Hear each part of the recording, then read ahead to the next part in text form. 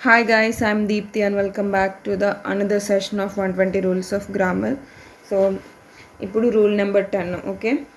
When two actions occurred in the past, the action which happened earlier is denoted by using past perfect tense and the action which happened later is denoted by using simple past tense. అంటే ఏంటంటే already పాస్ట్లో 2 actions జరిగిపోతే అక్కడ 2 actions జరిగినాయి అని చెప్తున్నాం కదా. ఇవేంటంటే simultaneous కాదు, ఒకదాని తర్వాత ఒకటి జరిగిన యాక్షన్స్ అనమాట. అయితే అప్పుడు మనం ఏం చేయాలంటే ఫస్ట్ జరిగిన ఏదైతే పాస్ట్లో 2 యాక్షన్స్ జరిగినాయో అందులో ఫస్ట్ జరిగిన యాక్షన్ ఏమో పాస్ట్ పర్ఫెక్ట్ టెన్స్తో మనం డినోట్ చేస్తే సెకండ్ జరిగిన యాక్షన్ ఏమో సింపుల్ పాస్ట్ టెన్స్తో డినోట్ చేయాలని చెప్పేసి ఈ రూల్ చెప్తుంది. అంటే మనకి ఏదైతే ఎక్కువ పాస్ట్, ఫర్ ఎగ్జాంపుల్ ఇప్పుడు టైము 5 అయింది అనుకున్నాం.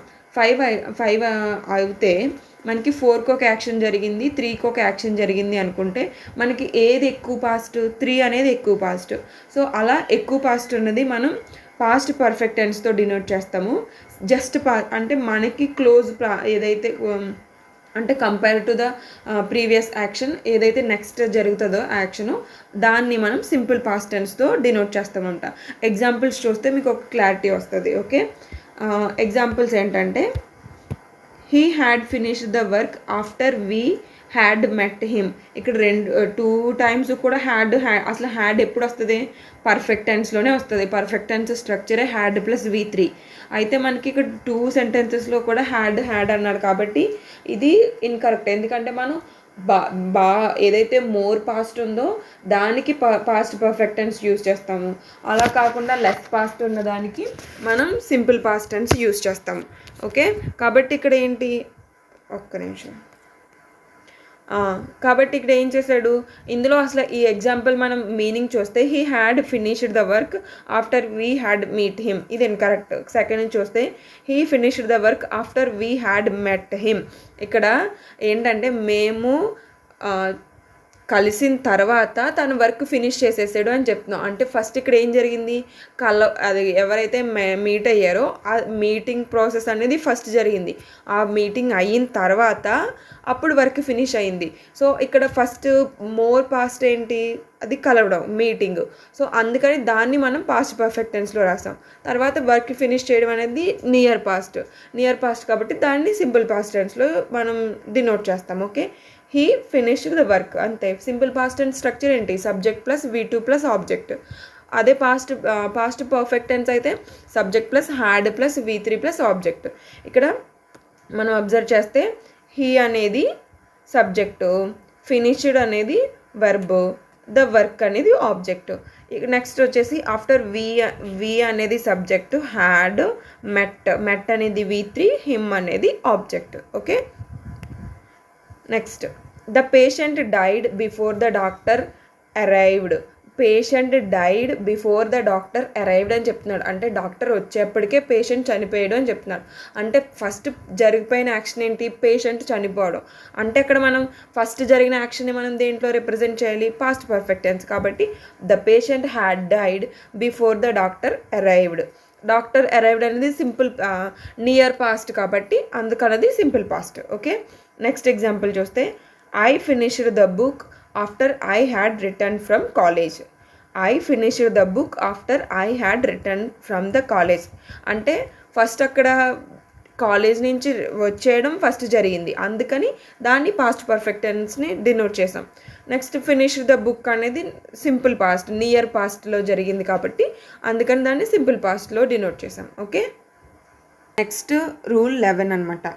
ఇదేంటంటే we use a possessive adjective my, our, his, her, their, your before a gerund. First gerund అంటే ఏంటి, జరన్ అంటే ఏంటంటే ఏదైనా వర్బ్కి మనం ఐఎన్జీ యాడ్ చేస్తే అది జరన్ అవుతుంది అనమాట. ఫర్ ఎగ్జాంపుల్ వర్క్ అని ఉంది.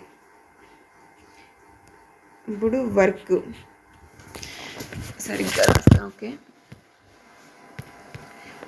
వర్క్ ఉంది, ఇది వర్బ్, దీనికి మనం ఐఎన్జీ యాడ్ చేస్తే అప్పుడు ఇది ఏమవుతుంది, వర్కింగ్,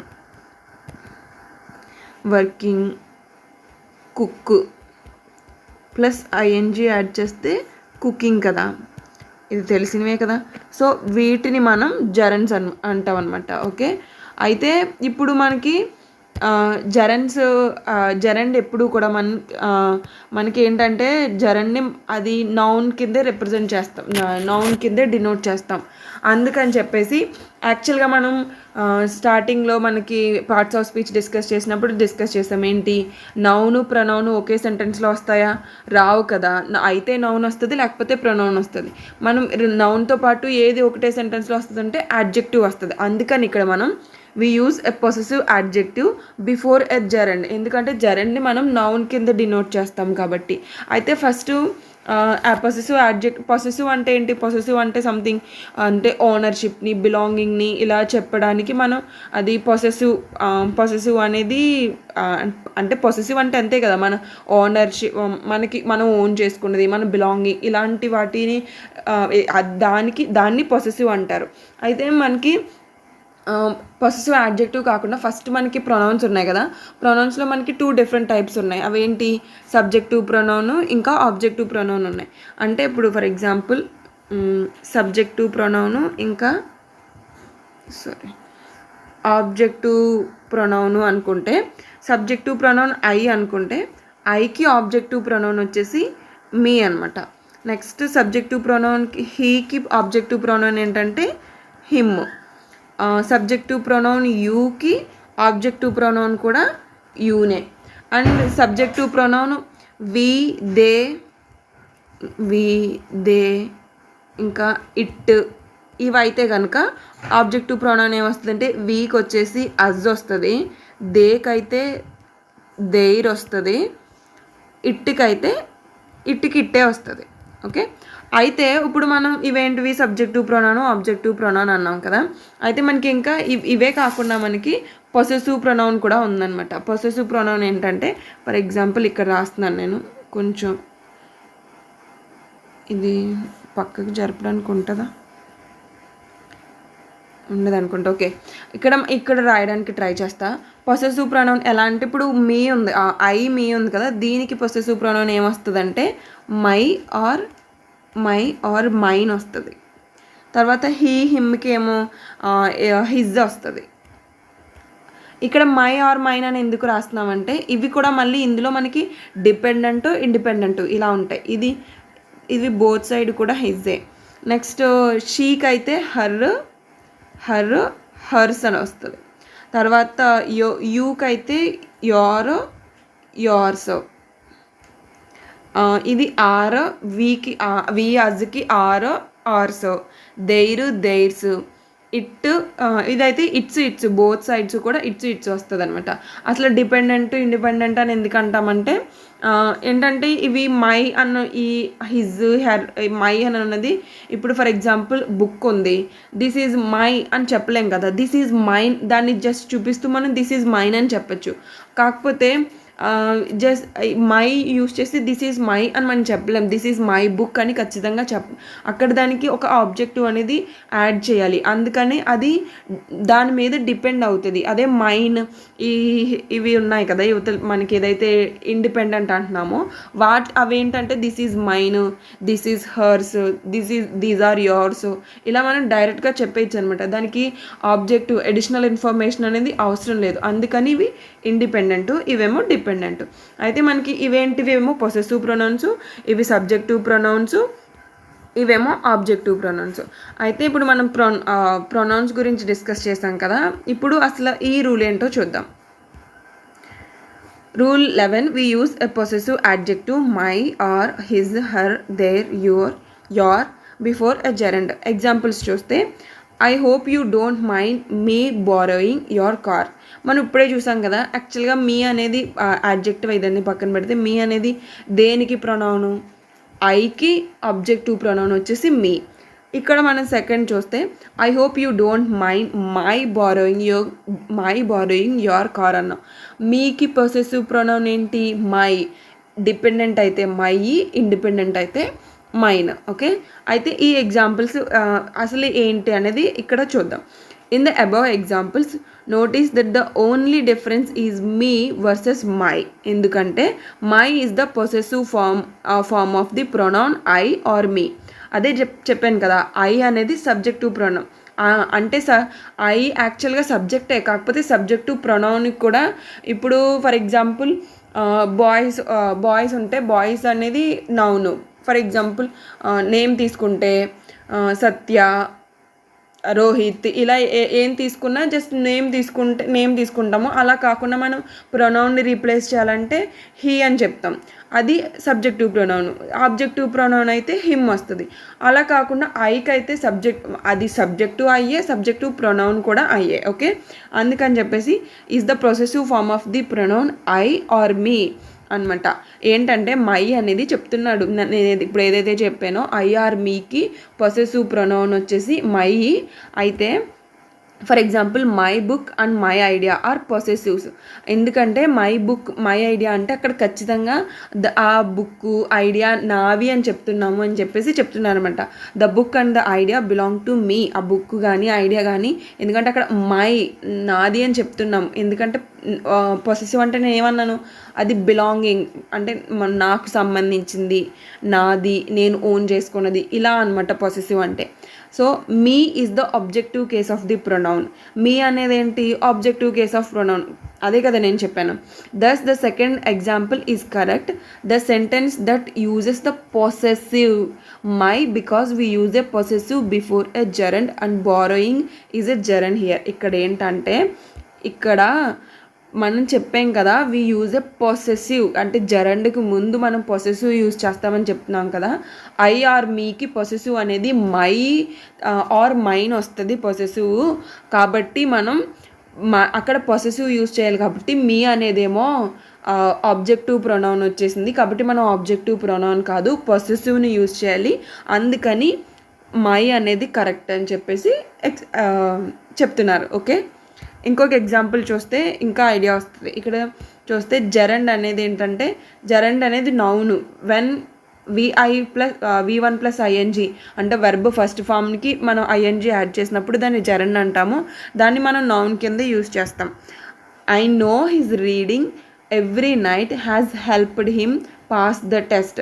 ఇక్కడ హిజ్, ఎందుకంటే యాక్చువల్గా ఆబ్జెక్టివ్ ప్రొనౌన్ ఏంటి, హీకి ఆబ్జెక్టివ్ ప్రొనౌన్ హిమ్, పొసెసివ్ ప్రొనౌనే his. Okay, I know his reading every night has helped him pass the test. ఇక్కడ హిమ్ యూజ్ చేసాం. ఏంటి, హెల్ప్డ్ హిమ్. ఎందుకంటే ఇక్కడ అసలు దీని ఎగ్జాంపుల్స్ యొక్క మనం మీనింగ్ సరిగ్గా చూస్తే, I know his reading every night has helped him pass the test అంటే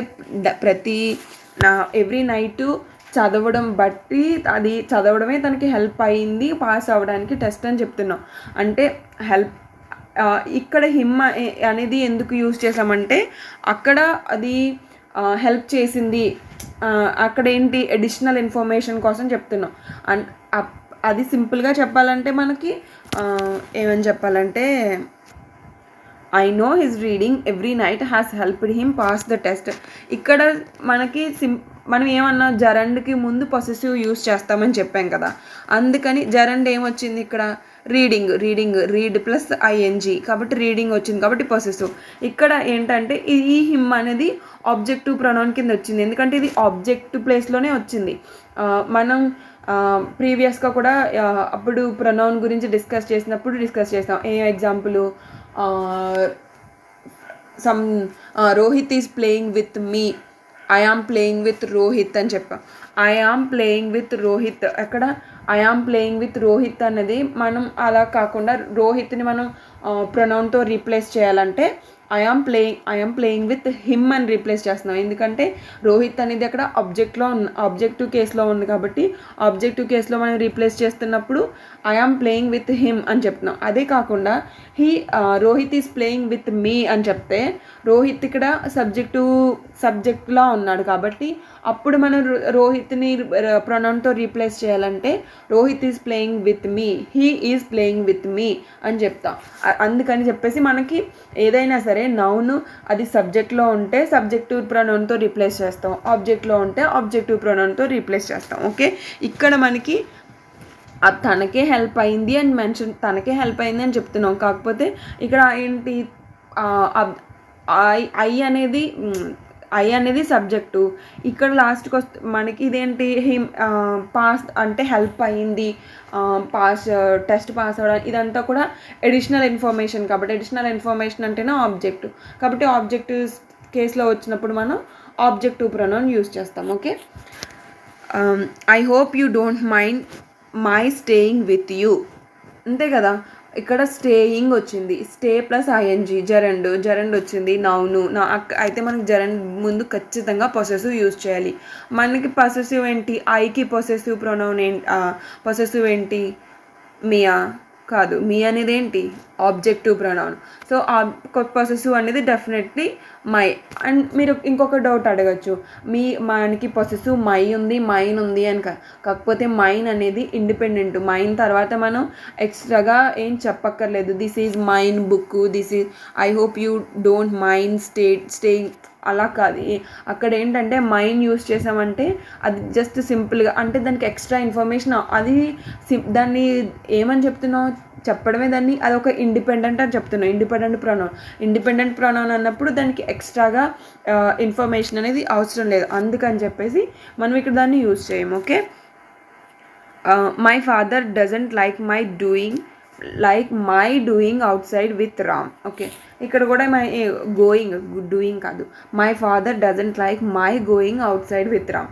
సో అక్కడ ఏంటంటే ఇక్కడ సింపుల్గా చెప్పాలంటే ఎలా అంటే, ఇప్పుడు ఫర్ ఎగ్జాంపుల్ ఇప్పుడు my father doesn't like my out side with Ram అంటే, ఇప్పుడు యాక్చువల్గా మా ఫాదర్కి నేనంటే ఇష్టం లేకపోవడం కాదు, నేను అలా బయటికి వెళ్ళడం ఇష్టం లేదు, నేను చేసే పని నచ్చలేదు, అంతే తప్పితే నేను నచ్చకపోవడం కాదు. అదే my father doesn't like me going out side with Ram అంటే అదేమవుతుందంటే మనం ఇష్టం లేదు, ఇలా వస్తుంది అనమాట. ఇక్కడ మీనింగ్ ఏంటంటే అక్కడ మనం చేసే పని నచ్చట్లేదు తప్పితే మనం నచ్చట్లేదని కాదు. ఓకే, నేను చెప్పింది మీకు అర్థమైంది అనుకుంటున్నాను. Next rule 12, law of inversion.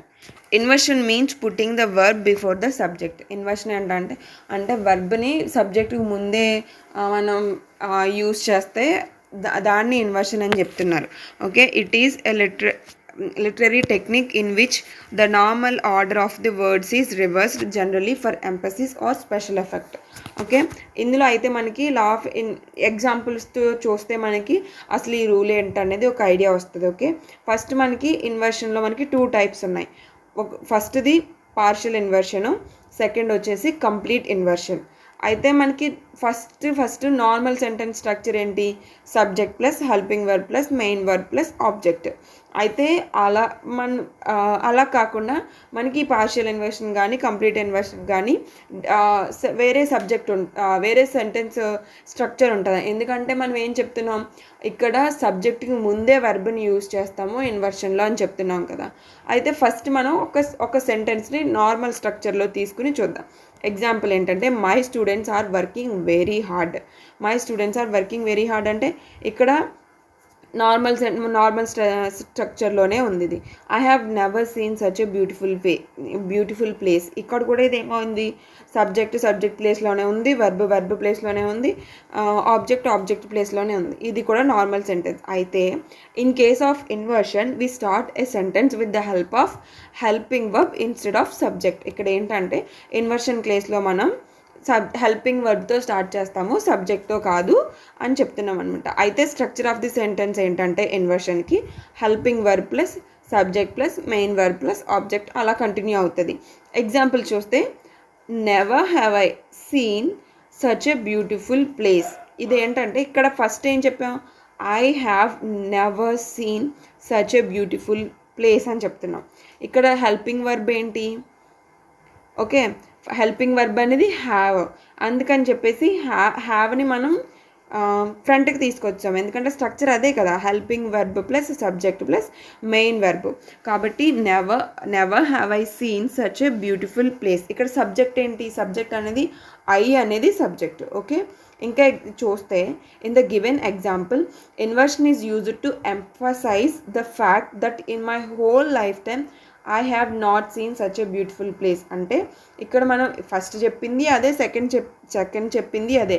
కాకపోతే ఏంటంటే నేను అలాంటి బ్యూటిఫుల్ ప్లేస్ని అసలు నా లైఫ్లోనే చూడలేదు టు ఎంపసైజ్ చేయడానికి మనం దాన్ని రివర్స్ చేసి చెప్పామన్నమాట. We generally use inversion when we began the sentence with an adverb. అసలు ఇన్వర్షన్ ఎప్పుడు యూజ్ చేస్తాము అంటే మనం సెంటెన్స్ని యాడ్వర్బ్తో బిగిన్ చేసినప్పుడు ఇన్వర్షన్ యూజ్ చేస్తాము అని చెప్తున్నారు. అయితే ఎగ్జాంపుల్స్ ఏంటంటే యాడ్వర్బ్ని యూజ్ చేసి మనం ఇన్వర్స్ చేసినవి ఎగ్జాంపుల్స్ చూస్తే rarely did he go there. ఇక్కడ రేర్లీ అనేది యాడ్వర్బ్. అయితే డిడ్ అనేది ఏంటి helping verb, he subject, go main verb, there అనేది ఆబ్జెక్ట్. ఇక్కడ రేర్లీ అని చెప్తున్నాడు. రేర్లీ అనేది ఏంటి యాడ్వర్బ్. అయితే మనం సింపుల్గా మన స్ట్రక్చర్ ఫాలో అయింది కదా, సబ్జెక్ట్ కన్నా ముందు హెల్పింగ్ వెర్బ్ తర్వాత సబ్జెక్ట్ తర్వాత మెయిన్ వెర్బ్ తర్వాత ఇది. నెక్స్ట్ వచ్చేసి ఇంకొక ఎగ్జాంపుల్ చూస్తే seldom have I seen such a beautiful view. Seldom అనేది మనం నెగిటివ్ వేలో యూజ్ చేస్తాం కదా, అది అలా. అయితే ఈ సెల్డమ్ అనేది కూడా యాడ్వర్బే.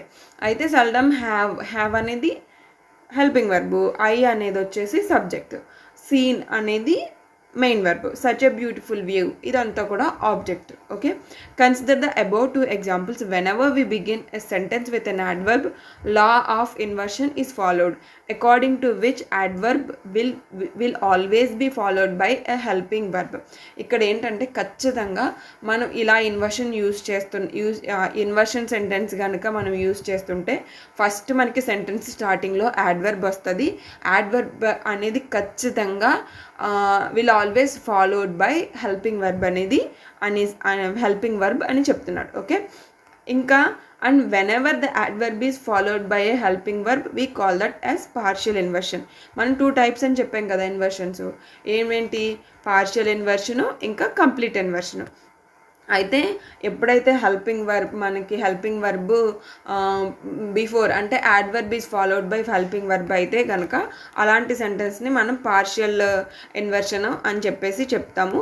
అయితే in case of complete inversion, అసలు కంప్లీట్ ఇన్వర్షన్ అనేది ఎప్పుడంటే the main verb is used after the adverb. Adverb తర్వాత మనకి పార్షియల్ ఇన్వర్షన్లో హెల్పింగ్ వర్బ్ యూజ్ చేస్తాం. అలా హెల్పింగ్ వర్బ్ కాదు, డైరెక్ట్గా మెయిన్ వర్బ్ యూజ్ చేస్తే అది కంప్లీట్ ఇన్వర్షన్. ఓకే, ఎగ్జాంపుల్స్ చూస్తే here comes the king. Comes అనేది మెయిన్ వర్బ్, హియర్ అనేది ఇక్కడ ఏమొచ్చింది adverb. Here comes the king, there goes all our money. And సింపుల్గా యాడ్వర్బ్ తర్వాత డైరెక్ట్గా మనకి మెయిన్ వర్బ్ వచ్చింది కాబట్టి అక్కడ ఏంటంటే వీటిని కంప్లీట్ ఇన్వర్షన్ అని చెప్పేసి అంటున్నాం. Next note the case of no sooner had I entered the class when it began to rain. And ఇలా కాదు, no sooner had I entered the class than it began to rain. అంటే no sooner ఇది ఏంటి combine sentences కదా, ఎలా either ఆరో neither నారు ఇవేంటివి కాంబినేషన్స్లా ఉంటాయి. అవి మనం ఖచ్చితంగా ఎలా చెప్తాం, మనం neither Ram Nar Satya going to school అని చెప్తా. అంటే అక్కడ లేకపోతే neither of them going to school అలా చెప్తాం కదా. నెయిదర్ అని అదొక నెయిదర్ యూజ్ చేసామంటే ఖచ్చితంగా నార్ కూడా యూజ్ చేయాలి. ఇలా నో సోనర్ ఇది కూడా ఏంటి ఒక కంబైన్డ్ టైపు, దీన్ని ఏమంటారు నాకు గుర్తు రావట్లేదు. ఓకే, అలా ఎందుకంటే ఇక్కడ మనం అక్కడ నో సోనర్ యూజ్ చేసామంటే ఖచ్చితంగా దాన్ కూడా యూజ్ చేయాలి. అక్కడ వెన్ ఇలా ఏదో రిఫ్లెక్సివ్ ప్రొనౌన్స్ ఇవి కాదు, మనకి నో సోనర్ దాన్ ఇలా యూజ్ చేయాలి అని చెప్పేసి చెప్తున్నాను అనమాట. In the above 2 examples no sooner is used as an adverb which is followed by a helping verb had, but it is to be noted that no sooner always అదే చెప్తాను నేను no sooner sorry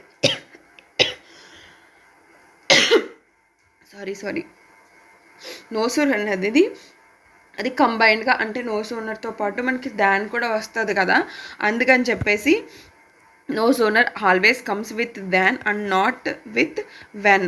no సోనర్తో మనకి when రాదు, no సోనర్తో ఎప్పుడు దాన్ వస్తుంది కాబట్టి నువ్వు దాన్నే యూజ్ చేయాలి, వెన్ కాదు అని చెప్తున్నాను అనమాట.